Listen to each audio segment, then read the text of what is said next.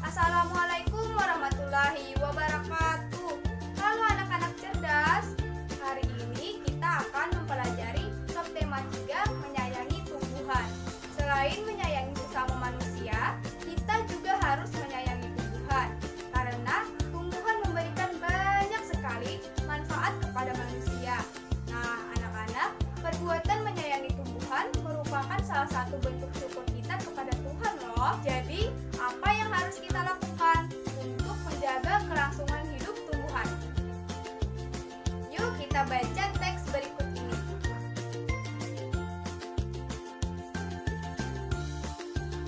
Di dalam teks tadi, Siti menemukan buku di perpustakaan tentang cara menanam melati di dalam pot. Nah, adapun cara-caranya yaitu sebagai berikut. Yang pertama, siapkan pecahan batu bata merah atau pecahan genteng, susun di dasar pot. Yang kedua, campurkan pasir, tanah, dan pupuk kandang masing-masing dengan bagian yang sama. Isikan pada sepertiga bagian pot. Lalu letakkan di atas lapisan pecahan batu bata merah atau genteng. Nah, yang ketiga, masukkan bibit melati, sisakan media lama yang masih menempel. Tujuannya agar tanaman dapat beradaptasi dengan media baru.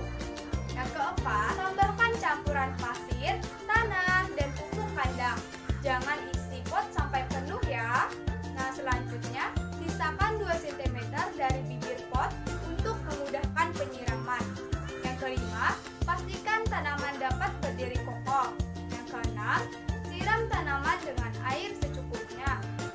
Nah, yang terakhir, yang ketujuh, bersihkan bagian luar pot dari kotoran dan letakkan pot di tempat yang diinginkan. Nah, itu tadi ya anak-anak, cara menanam melati di dalam pot. Selanjutnya, yuk kita berlatih dengan memberikan tanda centang di dalam kotak jika kalimat-kalimatnya sesuai dengan petunjuk perawatan tanaman melati tadi ya, seperti yang ada di samping.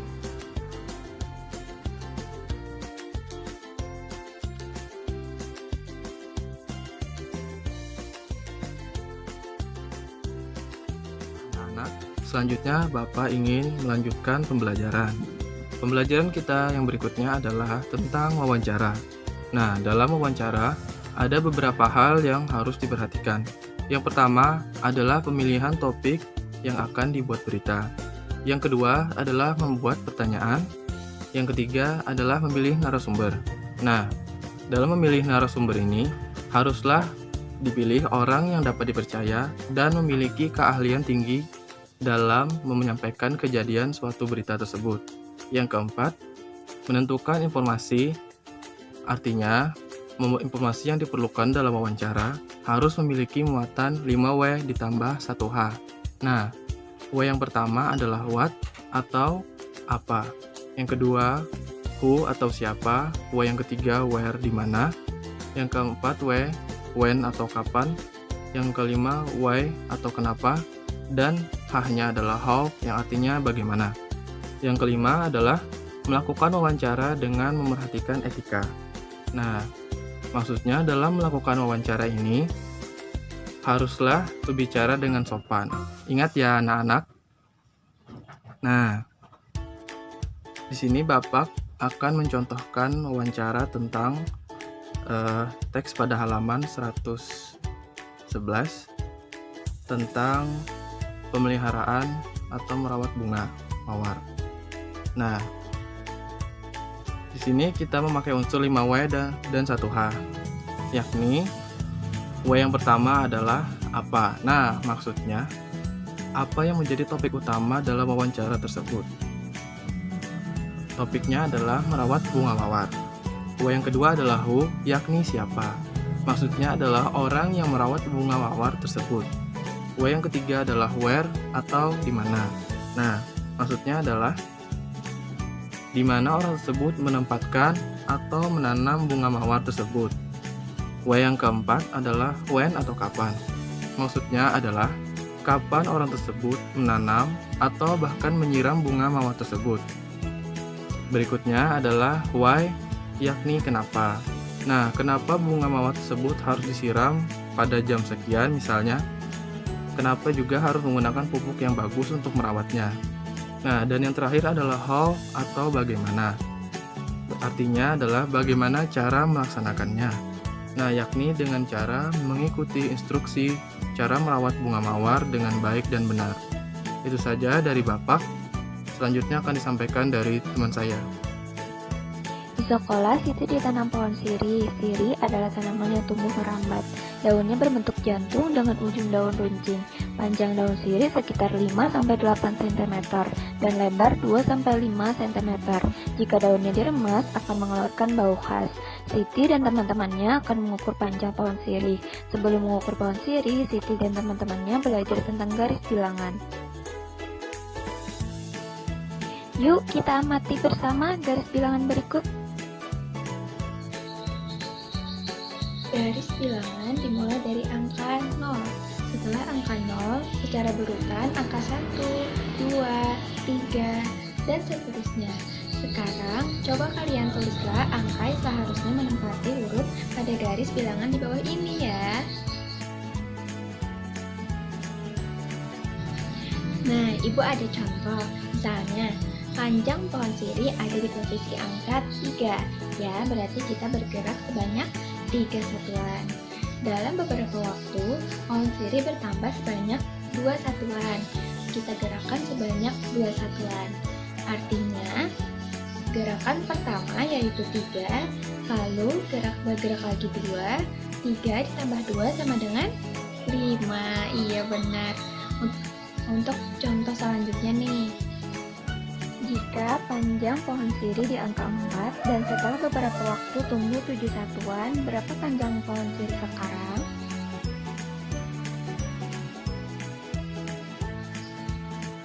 Nah, kita perhatikan garis bilangan. Yang pertama, dia bergerak sebanyak 4 angka, artinya kita letakkan di 4. Lalu bertambah banyak sebanyak 7. Kita hitung 1, 2, 3, 4, 5, 6, 7. Berhenti di angka 11. Artinya 4 ditambah 7 sama dengan 11. Sekarang coba kalian selesaikan penjumlahan di bawah ini menggunakan garis bilangan ya. Tuliskan di buku kalian masing-masing. Nah, apakah kalian sudah paham dengan penjelasan sebelumnya? Sekarang, mari kita berlatih untuk menyelesaikan soal-soal mengenai penjumlahan menggunakan garis bilangan. Sekarang, buka buku kalian halaman 115 dan 116. Di sana terdapat 5 buah pertanyaan atau permasalahan yang harus kita selesaikan mengenai penjumlahan menggunakan garis bilangan. Untuk lebih memahami dan mengingat pada penjelasan sebelumnya, sebagai contoh, lihatlah pada soal yang pertama. Di sana ada angka 5 ditambah dengan 2, berapakah hasilnya? Ingat, pada materi ini kita menggunakan garis bilangan sebagai media untuk penjumlahan pada persoalan. Nah, pada soal yang pertama itu merupakan penjumlahan yang bernilai positif. Masih ingatkah kalian, jika penjumlahan menggunakan angka yang positif, maka hasilnya akan berada di sebelah kanan.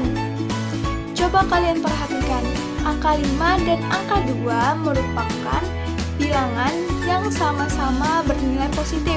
Berarti hasil jumlahnya juga positif. Langkah yang harus kita lakukan yang pertama adalah menandai angka 5 pada garis bilangan. Kemudian, angka 5 tersebut ditambah dengan angka 2 yang bernilai positif, berarti digeser ke sebelah kanan, sebanyak 2 angka. Setelah kita geser sebanyak 2 angka ke sebelah kanan, itulah hasil dari penjumlahan 5 ditambah dengan 2. Untuk soal-soal berikutnya, dari nomor 2 sampai nomor 5, kalian kerjakan ya anak-anak.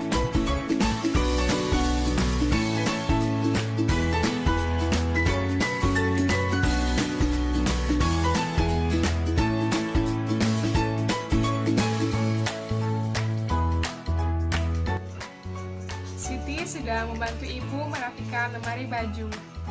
Di lemari ada beberapa kain batik milik ibu. Siti memperhatikan motif yang ada pada kain batik. Ada bermacam-macam motif, daun dan bunga. Siti sangat tertarik dengan motif daun dan bunga.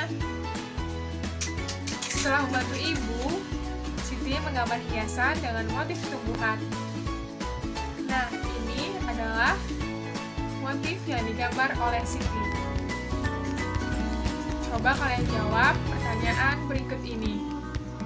Dari keempat gambar tersebut, motif mana yang paling kamu suka? Yang kedua, apa yang menarik dari motif yang kamu suka? Yang ketiga, warna apa yang akan kamu gunakan untuk membuat gambar motif hias tumbuhan? Beserta alasannya kenapa kamu memilih warna tersebut. Maybe we'll be okay.